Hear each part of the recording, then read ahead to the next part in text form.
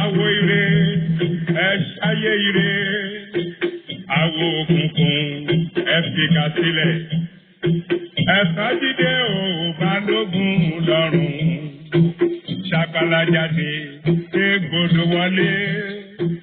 Ẹ̀fọ́ jíde ò balógun lọ́rùn, ṣàgbàlá jáde égbodò wọlé. Ilé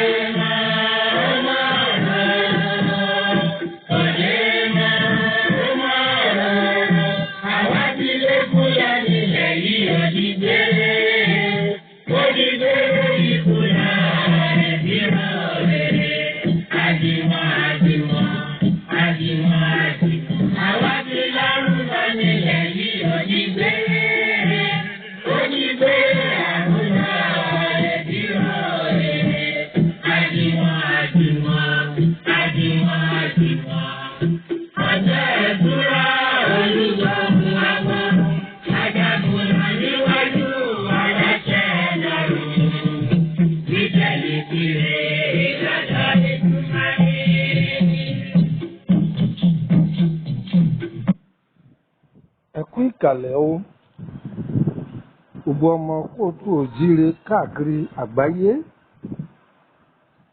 ẹ kú ìrọ̀lẹ́ ẹ káàsán ẹ kú ìyálẹ̀ta ẹ káalẹ́ gbogbo bí yòówù tí ẹ bá gbọ́ ètò yìí káàkiri orílẹ̀-èdè wákàtí wo lè papọ̀ mọ́ra wọn. Àsìkò tó bá ba ayé ń bẹ̀ lọ́rùn yóò tù yín lára.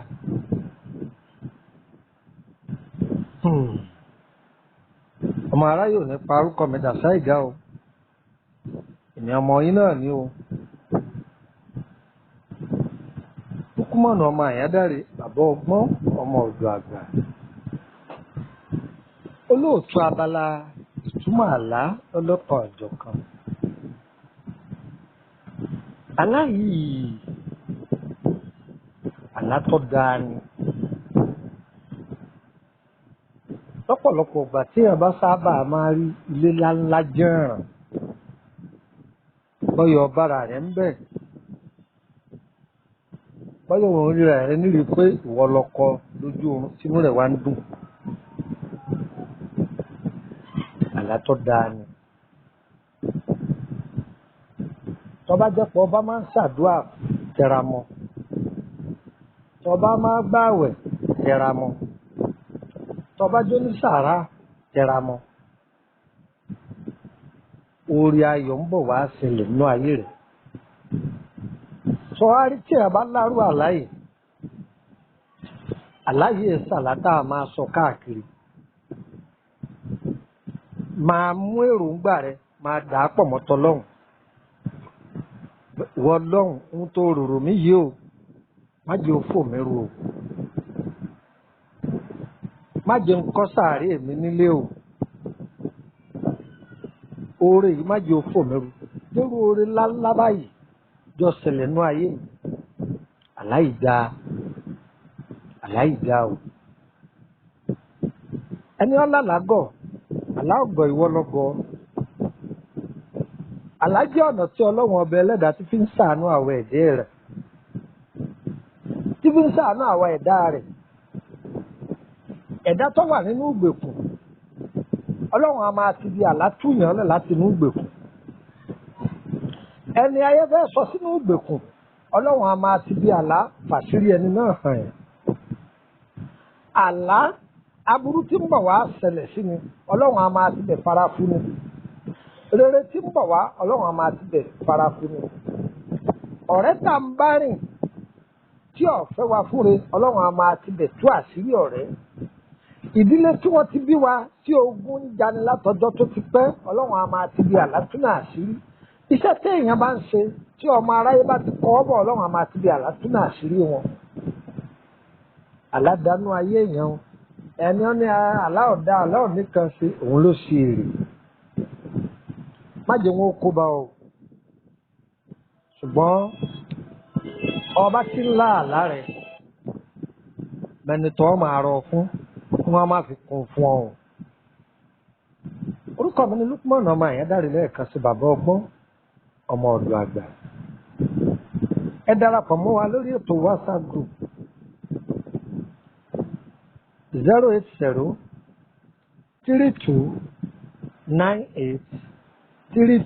08032983298 tàbí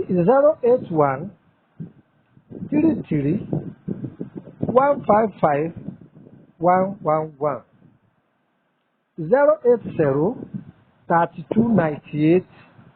08032983298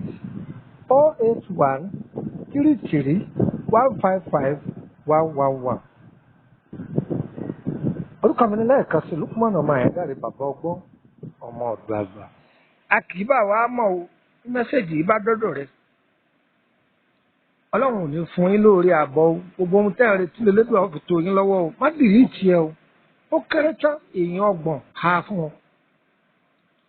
Bàbá ṣe wá ń ha bí tòrò kan rẹ̀ sí bí tòrò kan rẹ̀ sí yóò sì máa tọ́ ọ lọ́wọ́.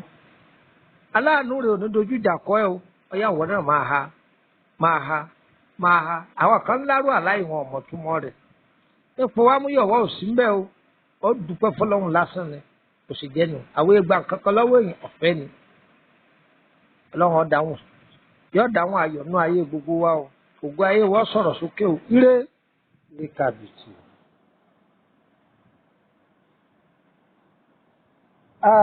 Lẹ́ẹ̀kan sí kó tó di pé màá lọ.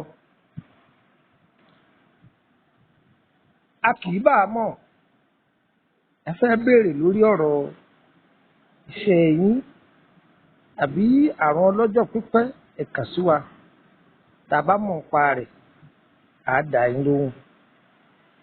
Ọ̀rọ̀ ayé wo ò ní dàrú o, ò ní ṣòro ó ṣe fún wa o, gbogbo ohun tá a fẹ́ lẹ́lẹ́dùn ó ṣe fún wa.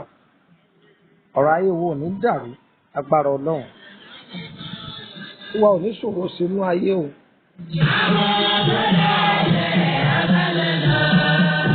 Òtítọ́.